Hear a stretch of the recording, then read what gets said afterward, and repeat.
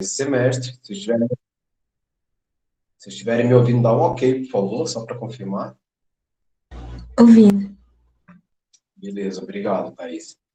Então, esse é um curso, né, que ele vai requerer da gente alguns conhecimentos, basicamente a estrutura preliminar para o que seria, né, um, uma teoria da computação, certo? Nós vamos utilizar o livro. Hoje eu vou ainda disponibilizar o plano de curso para vocês lá no, no Ata, tá? No Moodle. Nós vamos utilizar o livro que está lá colocado, que é esse livro aqui do Paulo Blaff, certo? Porque é um livro bem sucinto, certo?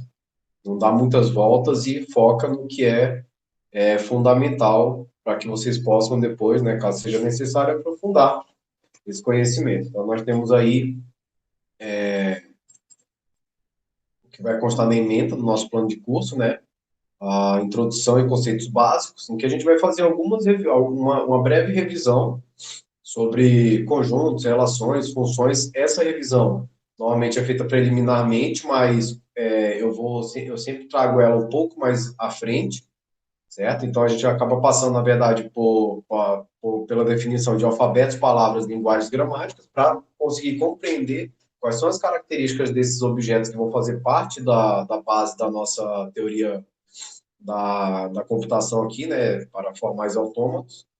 E, é, e aí, na sequência, eu venho com esses elementos matemáticos, com essa revisão, porque a gente foca a revisão, né, nos objetos que a gente está interessado. Senão, a revisão corre o risco de ficar muito ampla e a gente acabar perdendo tempo, né, que poderia estar sendo dedicado para a parte específica do curso. Então, hoje a gente vai começar, né, fazendo uma breve revisão histórica, né, de onde veio, como foi o início dessa construção da, do estudo das linguagens formais e dos autômatos, certo? Vai falar sobre alfabetos, palavras, linguagens, gramáticas, superficialmente, e depois a gente entra na sequência com linguagens regulares, né, que vai estabelecer quais são as linguagens mais simples que a gente vai trabalhar. Dentro do contexto de linguagens regulares, a gente vai ver que existem três elementos, três formas de representar uma linguagem regular. Uma é o autômato, que é inclusive o título desse curso também, né? Autômatos finitos. Outra são expressões regulares, e a terceira são gramáticas regulares. São três formas diferentes de representação. Portanto, a linguagem, como sendo algo único, cada uma das formas expressa uma característica de uma dada linguagem. E, portanto, elas são complementares e não excludentes, certo?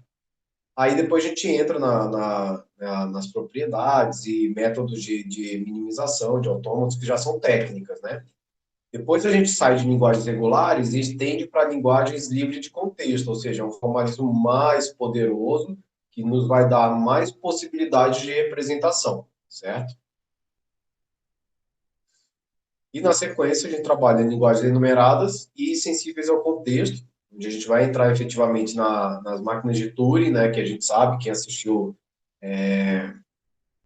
inclusive o filme que tem na Netflix, né, sabe que foi a base da nossa teoria da computação, né? O computador, o modelo teórico de um computador, certo?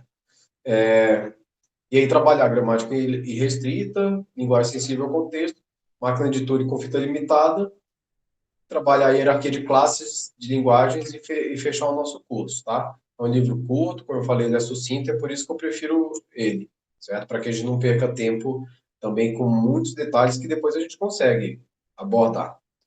Tudo bem em relação a essa parte, ao livro? Se tiver acesso lá no Aba, Tudo pessoal, conseguiram sim. baixar? Conseguiu, Thaís? Felipe, conseguiu?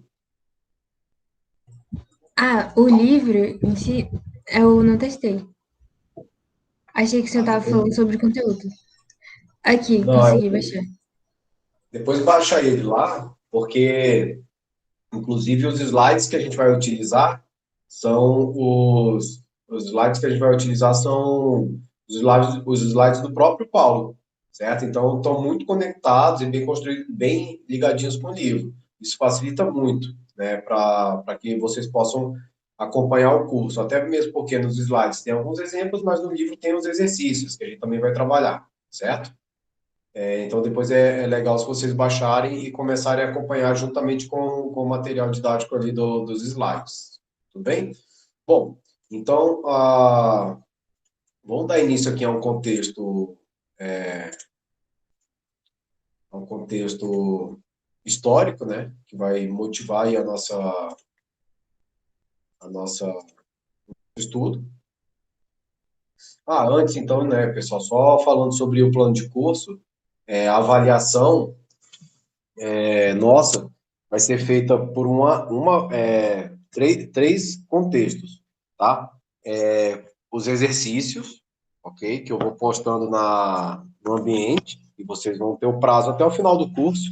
Não precisa ficar com aquela correria, precisa terminar a semana que vem, na outra, cada um tem um tempo, cada um tem um ritmo, certo? Vamos ter também uma avaliação, né, uma prova, tá? E vamos ter também um trabalho, um trabalho que vocês vão ter que fazer. Está focado na representação de autômatos, certo? Então, são esses três elementos. Cada um deles com 30% da nota, ok? Então, esse vai ser nossa forma de avaliação e a prova vai ser aplicada ao final do curso, então. Tá? E o prazo do trabalho também até o final do curso. Eu devo postar o trabalho lá pela metade do curso e a gente vai ter a entrega de tudo lá no final, juntamente com a prova, tá? Eu vou formalizar isso no plano de curso e vou disponibilizar lá para vocês, já com o cronograma, né, previsão de datas, para a gente poder trabalhar, certo? Bom, então, o que nós temos aqui? Nós vamos trabalhar, né, as linguagens formais e autômatos, tá? Falei já sobre o professor Marcelo Lineker, então, como eu coloquei. E, por mais que a gente só venha a trabalhar com essa disciplina já no quinto período, né, na verdade, ela é a base da computação. Então, a pergunta que a gente se faz é: o que é um computador? Né? E para vocês, então, já estão no quinto período do curso de ciência da computação, vocês conseguem, né, com suas palavras aí, definir um computador? Thaís, Felipe, podem participar.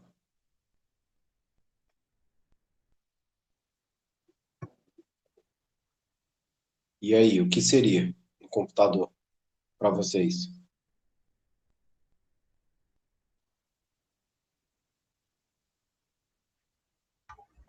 Eu vejo o computador como uma máquina capaz de processar dados e informações, e acho que é isso. Sim, então esse processar, né, vem justamente dessa palavra. Quando você processa algo, você está pegando esses elementos que você recebe, está processando e dando saídas. Então você tem entradas, processa com algum tipo de raciocínio lógico, né, ou de lógica, e entrega saídas, que é o que você falou, é um processamento. E é a base do computador. O computador é basicamente o ato de fazer uma conta, de computar algo, né? De realizar um cômputo, uma conta, certo? E a base do computador é justamente isso, é realizar tarefas simples, contas simples, operações simples, né? Mas que quando a gente trabalha problemas muito complexos, percebe-se que é possível resolver esses problemas muito complexos com muitos passos simples. E aí que entra justamente a importância do computador para nós, né? São passos simples que qualquer um de nós saberia realizar, né? Minha filha de 10, 11 anos, mas são muitos passos, né? São tantos passos que seria inviável, muitas vezes, nós conseguimos realizar esses cálculos durante a nossa vida, certo? Então, a grande sacada do computador, inicialmente, é essa, né?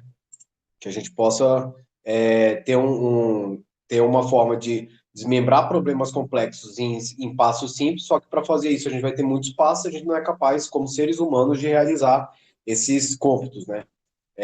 Bom, então, ao início de tudo, se dá com David Hilbert, lá nos idos de 1800, início de 1900, certo? Ele era um matemático, nasceu na Prússia Oriental, em Königsberg, que hoje, na verdade, é onde fica a Rússia, tá? Então, os problemas de Hilbert, eles foram apresentados em 1900, numa conferência em Paris, e ele era um dos matemáticos mais proeminentes de sua época, e ele resolveu, né, separar 23 problemas originalmente que estavam em aberto na matemática, certo? E selecionar 10 que foram colocados como os problemas mais desafiadores para a matemática da época. E se vocês forem depois pesquisar ali no Google, né, vocês vão perceber que alguns desses problemas ainda estão em aberto, até hoje, certo? Bom, então o primeiro problema de Hilbert, ele consiste em provar a hipótese do contínuo de Cantor, certo? Ou de Cantor. Essa questão ela é separada em duas partes. Não precisa se preocupar com entender muito bem, tá, pessoal? Isso é mais o contexto histórico, para a gente saber mais ou menos de onde veio a base do que a gente vai a base do que a gente vai estudar, ou seja, em que ponto os matemáticos resolveram, ou e no caso depois a gente vai ver os filósofos, né, resolveram formalizar as linguagens, certo? E claro, como a gente trabalha com linguagem de programação, hoje para a gente é óbvio isso, é claro que isso tem a ver com computação. Então, a hipótese do contínuo de Cantor tem duas partes. A primeira é se existe um número transfinito entre o de um conjunto enumerável e o número do contínuo, certo? Então, se você tem, o que ele está querendo dizer? Se você tem um conjunto enumerável, significa que você consegue mapear esse conjunto em um conjunto que não seja, que não seja, é, vamos dizer assim, que não seja incontável. Basicamente é isso. Por exemplo, a gente consegue contar quantos números inteiros existem num intervalo entre 0 e 10. Então, esse conjunto é enumerável, certo? Mas a gente não consegue contar quantos números inteiros, ou quantos números reais tem entre 0 e 1, não é verdade? Toda vez que eu pego um número, ou dois números nesse intervalo, ainda assim sempre vai existir algum no meio, e eu vou fazendo isso infinitamente. Então, esse conjunto, os números reais, ele é um conjunto infinito e não enumerável. Já os inteiros, a gente sabe que é infinito também, né? Mas ele é enumerável. Então, o que ele está falando é o seguinte: se a gente tem um conjunto enumerável e o número do contínuo, que seria o infinito, se existe algum número transfinito, ou seja, que está além do que está entre o conjunto enumerável e o conjunto contínuo, certo? E a segunda parte é que o conjunto numérico ele pode ser considerado um conjunto bem ordenado. Então, essas são as hipóteses dele. O que é um conjunto bem ordenado? E se eu seleciono um elemento, eu sempre sei, né, que vai existir uma parte dos elementos do conjunto que estarão, né, a um lado desse elemento e outros que estarão ao outro lado. Como o sinal de maior, por exemplo. Ele é uma relação de ordem, que garante para a gente vai revisar depois relações, e ele garante que a gente consegue ordenar um conjunto, ou seja, saber quem vem depois de quem, para todo o conjunto. Bom, então essa segunda parte, né, está denominada o que a gente chama de axioma da escolha, que leva o nome de Ernest Zermelo, certo? Ou seja, para qualquer conjunto de conjuntos, então o conjunto é bacana, a gente vai voltar a falar de conjuntos, porque ele é um conceito tão abstrato que ele pode servir para basicamente qualquer definição como base na matemática, certo? Então, eu posso pegar um conjunto de números, um conjunto de carro, um conjunto de laranjas, um conjunto de pessoas, mas também posso pegar um conjunto de conjuntos, certo? Então, se eu tenho para qualquer conjunto de conjuntos disjuntos, ou seja, eles não têm interseção, são separados, tá? Não tem nenhum elemento comum, não vazios, ou seja, tem algum elemento, né? Eles não são vazios. Ele coloca como axioma que existe pelo menos um conjunto que contém um e só um elemento em comum com cada um dos conjuntos não vazios, certo? Então ele está falando assim, ó, tem qualquer conjunto de conjuntos que são disjuntos não vazios, não tem elemento comum. Ele está falando que existe pelo menos um conjunto que vai conter um e somente um elemento em comum com cada um dos conjuntos não vazios. Ou seja, que um conjunto vai ter apenas um elemento com cada um desses conjuntos, certo? Essa é o axioma da escolha. E por que isso tem a ver com ordem? Porque quando eu encontro esse conjunto, eu consigo hierarquizar todos os outros conjuntos, certo? Porque como esse conjunto tem elementos distintos, eu consigo mapear, né, cada um dos conjuntos que tem um elemento em comum com ele, estabelecendo uma relação de ordem, tá? Então, por isso que ele é importante para trabalhar é, o ordenamento. Mas não se preocupe, como eu falei, são questões muito complexas, mas é só contexto histórico, né? Como está aí o Will Smith, né? Não é para se preocupar, porque esse não é o objeto da nossa disciplina. Mas foi a partir disso que Gödel, né, no, nos anos 1900, demonstrou, né, no início da Segunda Guerra ali, que o axioma da escolha ele é consistente com outros axiomas da teoria de conjuntos, certo? Então, isso significa o quê? Como eu coloquei aqui, ó, tem um axioma da escolha do Zermelo, que coloca isso, que eu consigo ordenar um conjunto de conjuntos, certo? E ele falou, peraí, isso que ele está colocando, ele é consistente com todos os outros axiomas da teoria de conjunto, ou seja, se ele é consistente com os outros, a gente pode aceitar ele dentro da teoria de conjuntos, certo? Ele não contradiz o que a gente já sabia da teoria de conjuntos. E depois, né, um outro matemático, Paul Cohen, que viveu até recentemente já, né, nos anos 2000, demonstrou que o axioma da escolha é independente dos outros axiomas em um certo sistema de teoria de conjuntos. Então, ele não pode ser demonstrado dentro desse sistema. Significa o quê? Que ele está falando, sendo independente, eu não posso pegar aqueles axiomas e usar para demonstrar esse. Portanto, ele é fundamental para a teoria de conjuntos. Isso é importante, porque até hoje existem pessoas que argumentam que a geometria euclidiana, por exemplo, não precisa de 5 axiomas, né? Axiomas são o quê? São aqueles, vamos dizer assim, aquelas premissas que eu uso para poder colocar o contexto em que meu modelo teórico é válido, certo? Então, só para lembrar, os axiomas da, da geometria euclidiana são 5, né? Um deles fala sobre o ponto, ser unidimensional, sobre falar que por 2 pontos passa uma reta, falar que duas retas paralelas nunca se encontram, né? E aí vai, tem, né, alguns outros que complementam. É com base nisso que a gente constrói tudo na geometria euclidiana. Bom, então, esse foi, o segundo problema de Hilbert consiste em demonstrar a consistência dos axiomas da aritmética. Pode parecer ridículo, né? Como assim? Mas a aritmética, um mais 2, né? 2 mais um. Quais são os axiomas da aritmética, né? A gente sabe, são 4 para soma e 4 para multiplicação, né? Com base nesses 8 axiomas, né? A gente consegue construir toda a aritmética, mas veja um problema que o Hilbert colocou: demonstrar a consistência, ou seja, que esses axiomas são consistentes entre si. Então, as preocupações do Hilbert estavam muito mais focadas em, já que houve um grande desenvolvimento da matemática de 1600 até 1900, né, 1800, 1900, ele estava preocupado em saber se essa matemática ela era uma teoria consistente. Porque imagina, se a gente constrói um modelo teórico e acha um problema nele, um furo, um erro, né?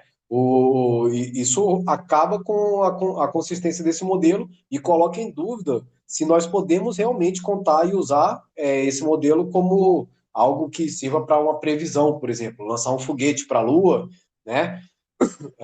Enfim, ou usar a matemática, né? E tudo que ela contém ali para trabalhar a validade de um exame de imagem, uma ressonância magnética e por aí vai, né?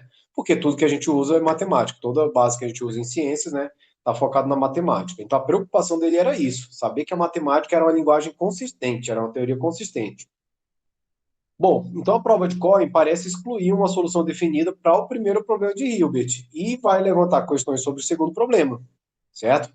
Em poucas palavras, em poucas palavras vai consistir na possibilidade de demonstrar que os axiomas da aritmética são consistentes, ou seja, o que está falando aqui é que quando a Cohen demonstrou que o axioma da escolha ele é independente dos outros axiomas, numa dada representação da teoria de conjuntos, ou seja, ele não pode ser demonstrado, ele meio que colocou em xeque essa ideia do Hilbert de falar, eu quero demonstrar a consistência dos axiomas da aritmética. Por quê? Quando ele falou, olha, para a teoria de conjuntos, não há como demonstrar essa consistência, certo? Porque eles são independentes. Na aritmética, naturalmente, que a gente constrói, né, em cima da teoria de conjuntos, muito provavelmente você não vai conseguir, Hilbert, né? Meio que foi isso que foi o sinal que ele deu. Bom, então na linguagem popular, o que a gente quer dizer com todo esse processo de construção? Um número finito de passos lógicos baseados neles nunca pode levar a resultados contraditórios. É isso que a gente quer no modelo teórico, né? Imagina, eu começo uma conta matemática, tipo um mais um, ou um igual a um. Todo mundo já viu esse probleminha ou recebeu no WhatsApp, né? Tem um igual a um, e aí você faz umas manipulações lógicas e acaba com um igual a zero. Aí a gente fica intrigado. Como assim um é igual a zero? São coisas diferentes. E, de fato, ali ocorreu o quê? O mau uso de algum dos passos lógicos da matemática. Então, todo matemático, o sonho de todo matemático, né, e a esperança é que, ao realizar passos válidos, lógicos, a gente nunca chega num resultado contraditório. Então, aquela brincadeirinha do tipo um igual a 2, certo? Vocês já receberam, com certeza. Eu também.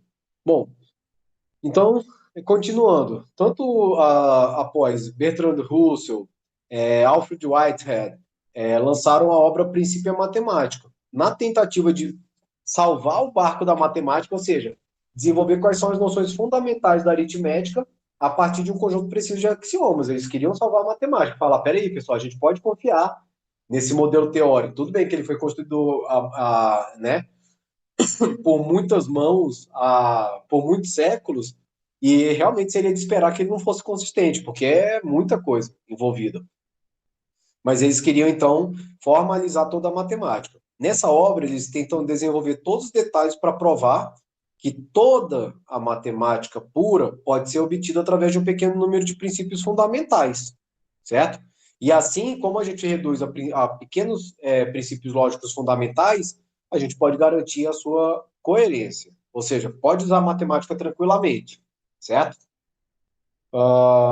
Né? Aí a gente fica feliz, sabe que, né, existe um sinal de que deve existir Deus, porque seria uma grande maldade, né, a gente ter um construto tão poderoso e ele não ser válido, tá?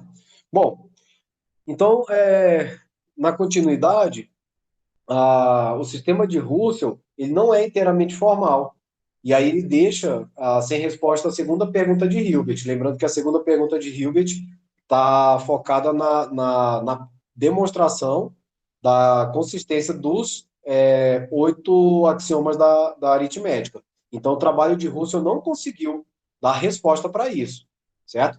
Na matemática é muito legal, porque você pode falar, olha, eu não encontrei a resposta, mas não significa que ela não exista. Ou você pode até falar, eu não encontrei a resposta, mas eu provei que ela existe. Eu só não sou capaz de encontrar. Então, essas são coisas muito interessantes da matemática, certo? E, de fato, essas situações foram que levaram Gödel, depois, em 1931, a tentar resolver essa questão. Ele foi levado a uma conclusão surpreendente. Inclusive, tem um livro, depois, que eu posso recomendar para vocês, né?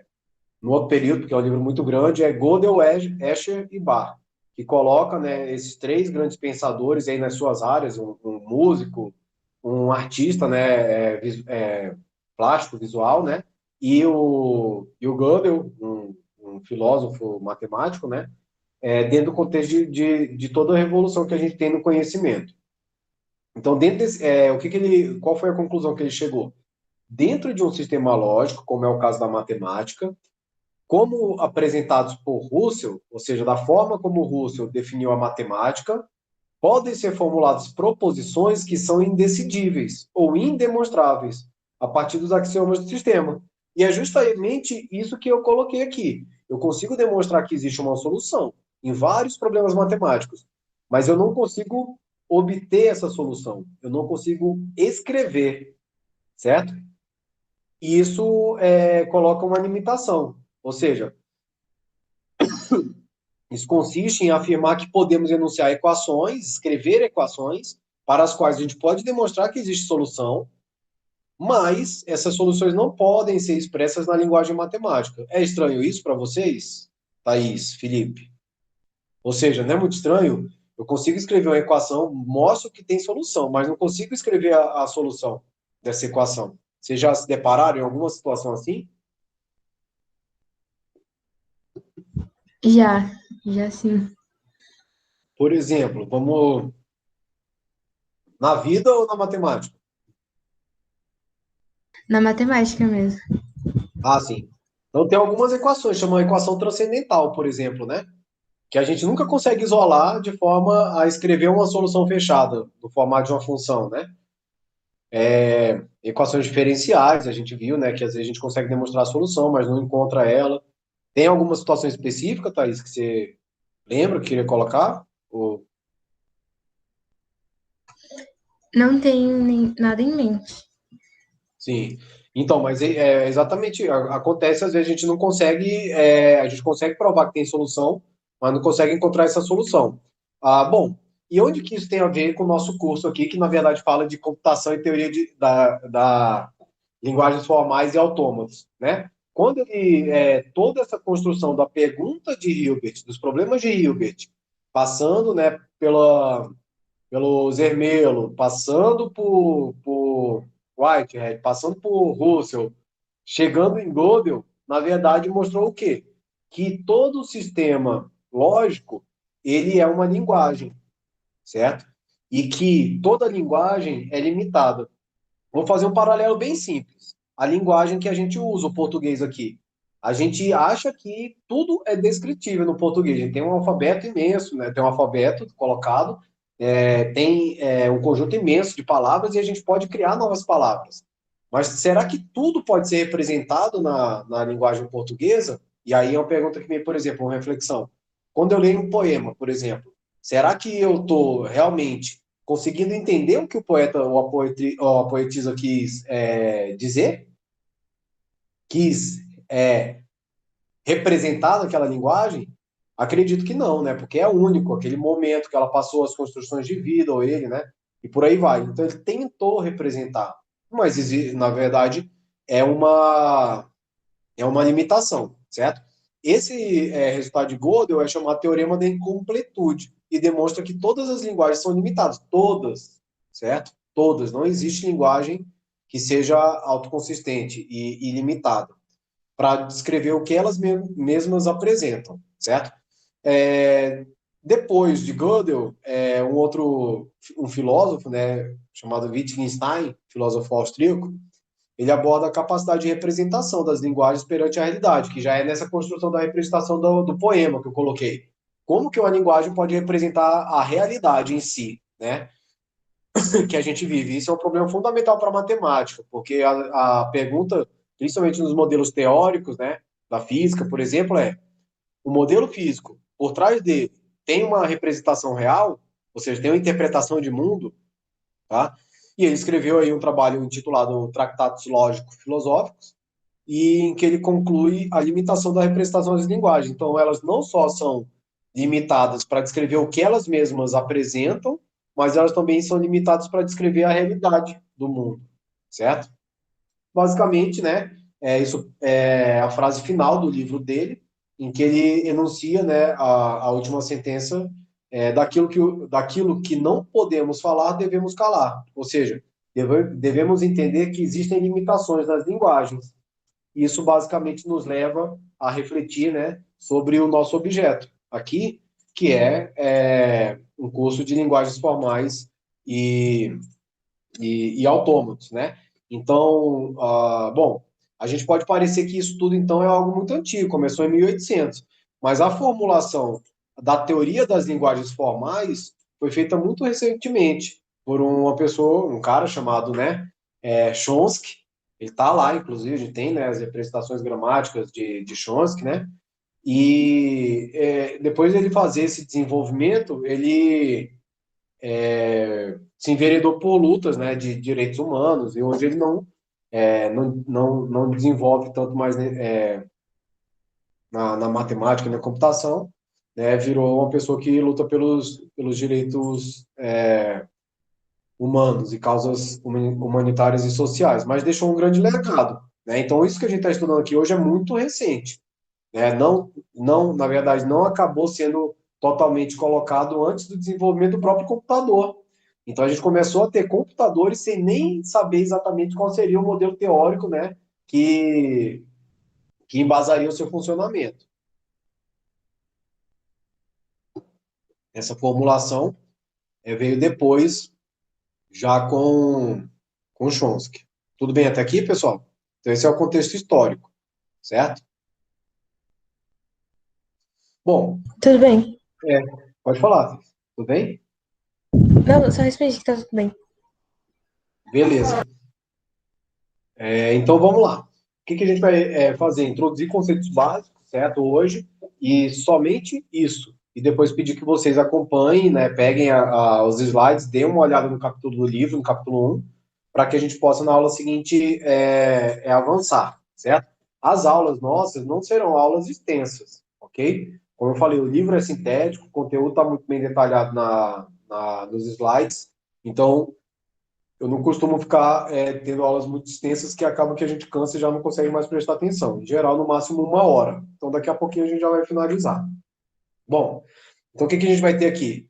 O início, a introdução em alguns conceitos básicos, né?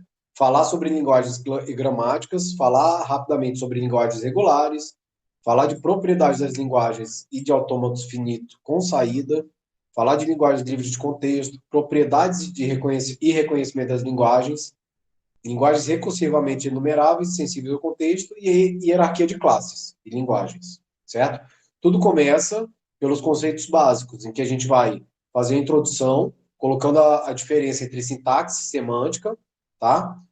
Na sequência, como eu coloquei, é útil a gente rever alguns conceitos de conjuntos, relações e funções. Isso eu não vou fazer uma aula síncrona. Eu vou gravar e vou deixar disponível para vocês verem com calma, tá? Noções de lógica também com calma, e indução matemática. Então, esses elementos de revisão eu vou colocar para vocês em separado, tá? Lá para vocês verem como revisão mesmo. Bom, então o que a gente tem? Como eu coloquei, é muito recente a teoria de linguagens formais, ela foi formulada por Chomsky na década de 50. Então, realmente é bem recente, tá? E o objetivo inicial era desenvolver teorias relacionadas com as linguagens naturais. Eu estava preocupado, dentro do contexto que Gödel, né, e Wittgenstein colocou, era compreender a nossa linguagem, as linguagens naturais, certo? Então, mas, entretanto, logo foi verificado que ela também era importante para estudar linguagens artificiais, certo? Como representações, por exemplo, de DNA, né, alguns processos, operações unitárias, e, consequentemente, também as linguagens originárias da computação e informática, né, que são linguagens sintéticas, que nós, seres humanos, inventamos para satisfazer certas necessidades. Então, desde então, ela se desenvolveu significativamente, até hoje se desenvolve, tá? Alguns exemplos de aplicação: análise léxica, tá? E análise sintática de linguagem de programação. Então, análise léxica, né? O que é a questão léxica? É a coerência dos elementos que estão colocados dentro de uma linguagem de programação, né? Como eles se interrelacionam. E a sintática, né? Se as regras de uma dada linguagem estão sendo obedecidas, né? Quando eu falo análise sintática do português, lá no ensino médio, a gente queria ver se a oração subordinada, tal, ela estava adequadamente escrita segundo as regras, né, que eram colocadas. Então, tinha que ter um adjunto nominal, dependendo da forma de representação, um complemento verbal, um complemento, né, e por aí vai. Ou seja, análise da construção. Também é utilizado na modelagem de circuitos lógicos ou redes lógicas, né? Vocês vão ver em sistemas digitais posteriormente, e também modelagem de sistemas biológicos, tá? Então, mais recentemente, para animações, para análise de hipertexto e hipermídias, esse hipertexto e hipermídia pode parecer algo muito antigo quando a gente fala de web, né? E o livro que a gente está trabalhando é um livro não tão recente, mas ele toma um contexto muito importante quando a gente trabalha a forma de pensamento e construção do que a gente está percebendo no mundo, ou, né, ou do que a gente está experimentando, porque ela passa a ser altamente não linear. E existem vários estudos hoje, então, não na área de somente computação, mas na filosofia, sobre como se dá esse tipo de construção, né, de interação não linear. Como a gente vai, a gente sabe hoje, eu pego uma página, por exemplo, da Wikipédia, clico num link, vou para outra página, clico no outro link, daqui a pouco eu nem sei aonde eu estava inicialmente, né? Mas eu passei por um contexto de experiência de linguagem, né? Então ela dá uma multidimensionalidade, enfim, por aí vai. Ou seja, linguagens não lineares, que a gente pode ter planares, espaciais e n-dimensionais. Não é nosso objetivo aqui, né? É apenas uma introdução, como eu coloquei, tá? Bom, então o que a gente vai trabalhar? Linguagens formais, certo? Inicialmente, a gente vai se preocupar com os problemas sintáticos, ou seja, a gente vai querer trabalhar a estrutura da linguagem e quais são suas regras de formação, certo? Isso é importante que a gente apresente dois conceitos, de sintaxe e de semântica. Então, o que é o conceito de sintaxe? Sintaxe é a forma, tá? Se eu olho para uma estrutura de uma linguagem e eu verifico que essa forma está de acordo com as regras de construção dessa linguagem. Semântica é significado, e o significado ele está relacionado à palavra da linguagem, certo? Mas também está relacionado a como essa palavra se interconecta. Então, também tem um pouco da, da conexão com a sintaxe. A gente viu lógica matemática, né? Quem fez ali lembra que a gente construía e a gente estava focado somente na semântica. Então, na semântica, o meu foco era somente trabalhar, por exemplo, se o céu é azul e o sol amarelo, certo? Eu não estou nem aí se é céu, se a cor azul e amarelo tem alguma relação entre elas. Eu só quero escrever isso como P e Q. Porque eu não estou interessado na semântica, no significado, estou interessado na forma, certo?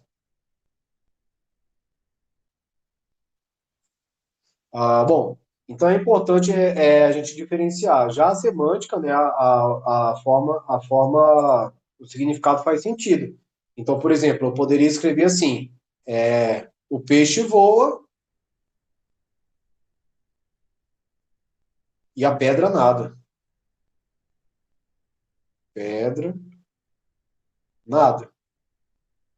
Aí você ia falar, aí, professor, já bebeu essa hora, né? Porque não faz sentido a gente olhar o significado disso. Peixe não voa. Quer dizer, tem peixe voador, né?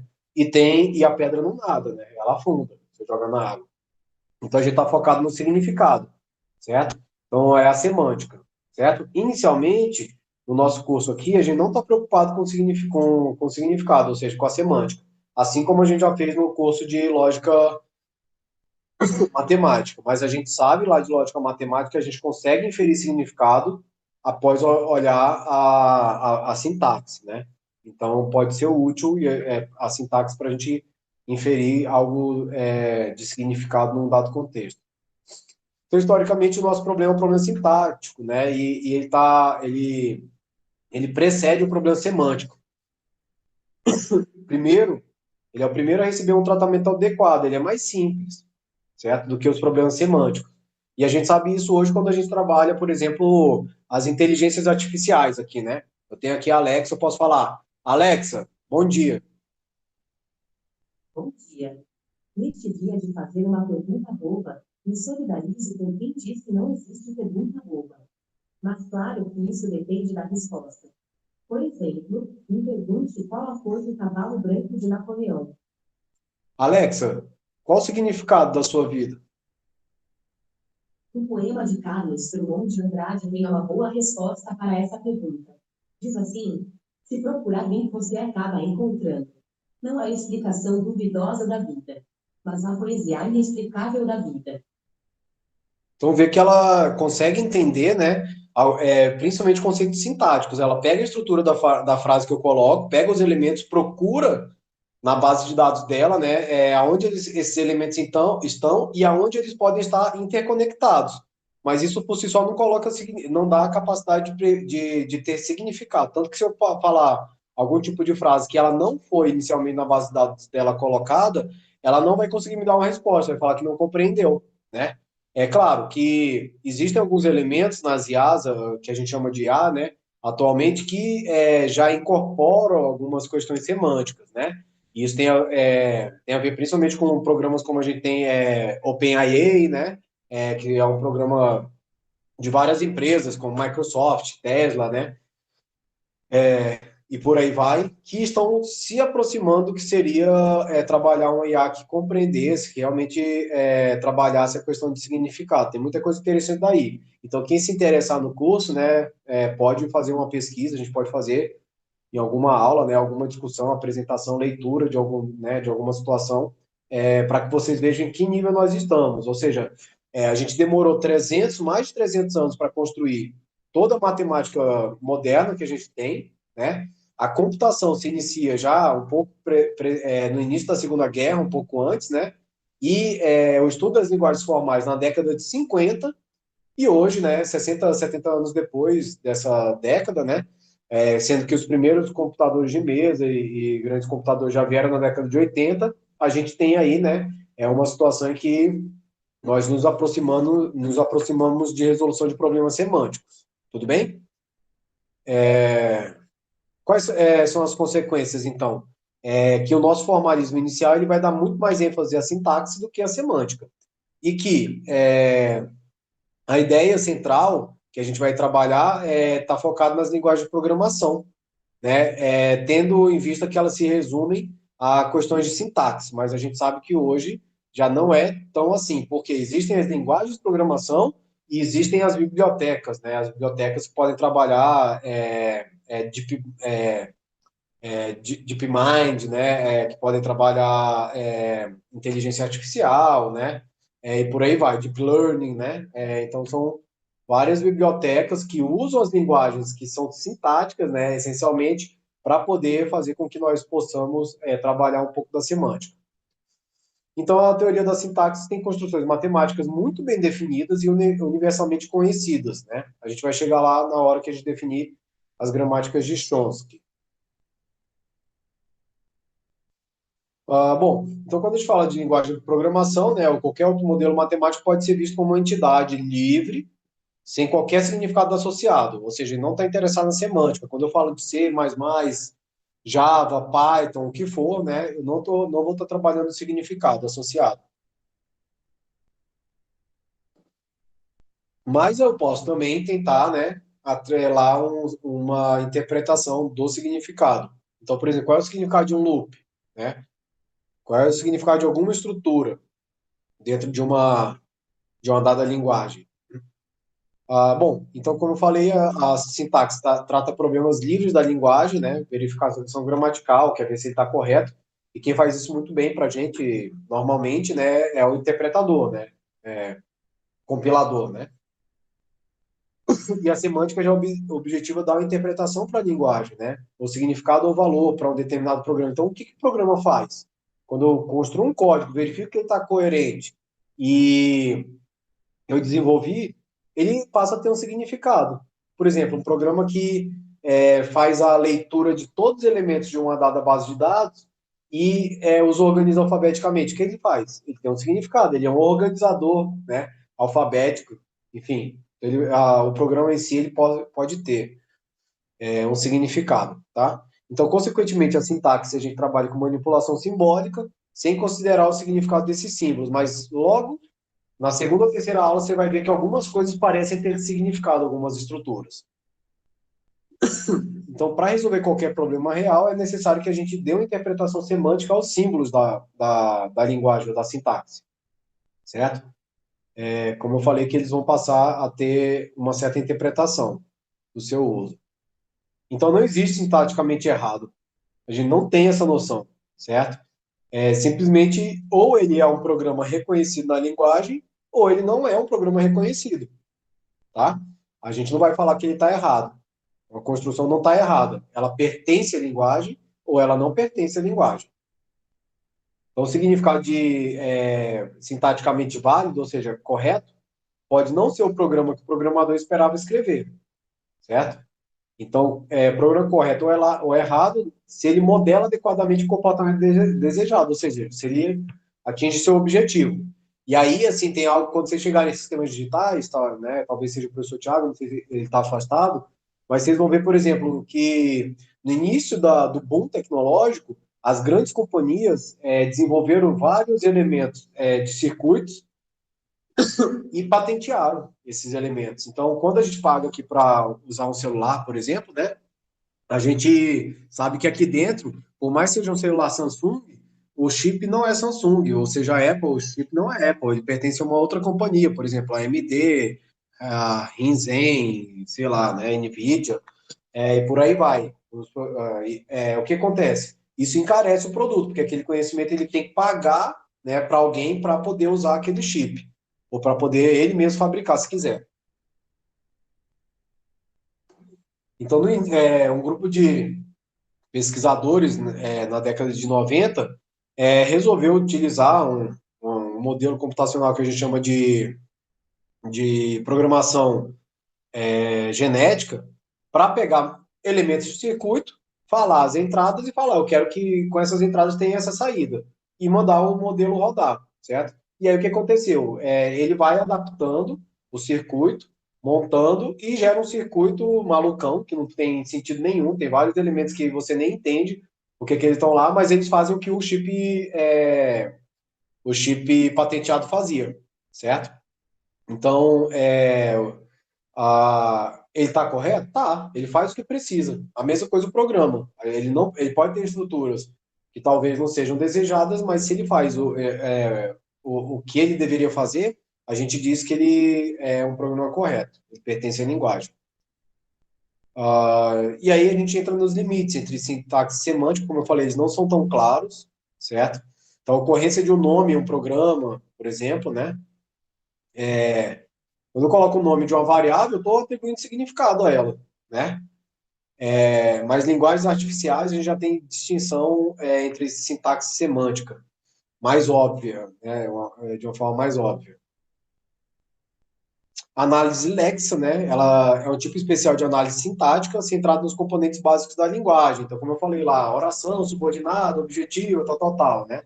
Aquela oração ela pode estar consistente, mas ela talvez não esteja estruturada da melhor forma para uma dada linguagem. E aí a gente entra com a linguagem, com a análise léxica, certo? Então, é uma forma de dar ênfase às linguagens formais, ou seja, fazer com que ela seja melhor estruturada, certo? Ah, então, a gente vai ter o foco na parte sintática das linguagens, trabalhar linguagens lineares, certo? Abstratas, então não vai entrar em situações de hiperlink, como eu falei, no momento, com fácil associação com as linguagens de computação informática, porque é o nosso objetivo aqui no curso, certo? Curso de ciência da computação. A gente vai ter a classificação dos formalismos, então, o que a gente vai utilizar? O formalismo operacional, o formalismo axiomático e o formalismo denotacional, certo? Esses caras aqui vão ser o autômato, esse cara aqui vai ser a gramática, e esse cara aqui vai ser a. a aí me fugiu. O autômato, a gramática, certo? E a linguagem, a definição de linguagem em si, certo? Então, são as três formas de representação, né, formalismos, que, como eu falei, eles são complementares. Dois deles são formalismos reconhecedores e um outro é um formalismo gerador.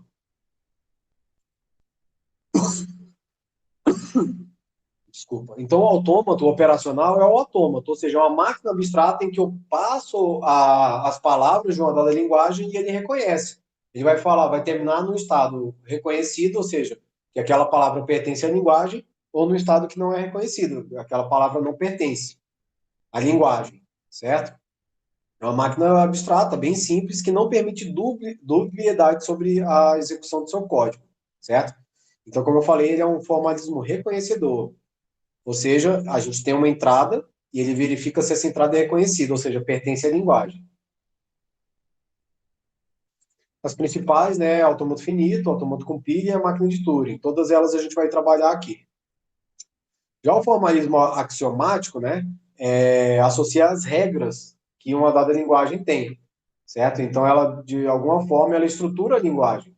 São regras que permitem afirmar o que será verdadeiro após a ocorrência de cada cláusula, né, considerando o que a gente tinha verdadeiro antes. Então, ele é um formalismo que eu vou gerar palavras válidas da linguagem através das aplicações sucessivas de regras, né, que vão trabalhar em conjunto com as palavras válidas. Então, ele é um formalismo gerador. Ele verifica se um elemento da linguagem é corretamente gerado. Ele gera todos os elementos da linguagem, tá?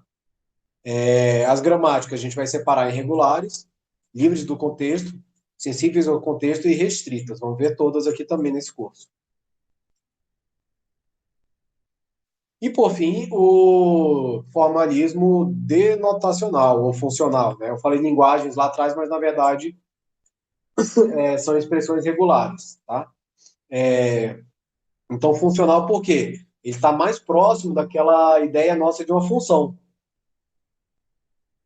Uma função, por exemplo, x ao quadrado.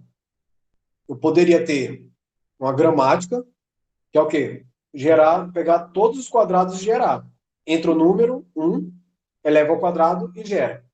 O funcional, que dado o número já me fornece o resultado, é uma função, certo? Então, a gente vai ter algo muito parecido também. A gente vai definir uma função aqui e esse formalismo vai utilizar essa função para poder também gerar as palavras da linguagem. Então, a gramática gera com regras e o formalismo denotacional gera com função.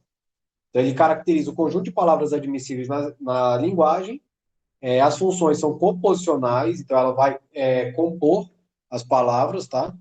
E ela especifica em termos dos valores denotados para subcomponentes. Então, é mais ou menos como funcionam as nossas funções, né? Elas têm propriedades e isso dá um certo significado também. Isso é restrito a expressões regulares, tá? Expressões não regulares, não. Então, ele é um formalismo gerador e é simples inferir, gerar as palavras de uma linguagem, uma vez que você entende como buscar essas funções, certo? Como eu falei, o próximo passo que eu vou colocar para vocês ao longo da semana, para que a gente possa continuar, é a revisão, né, de conjuntos, relações, funções, lógica e algumas técnicas de demonstração e indução, certo? Para hoje é isso que nós temos.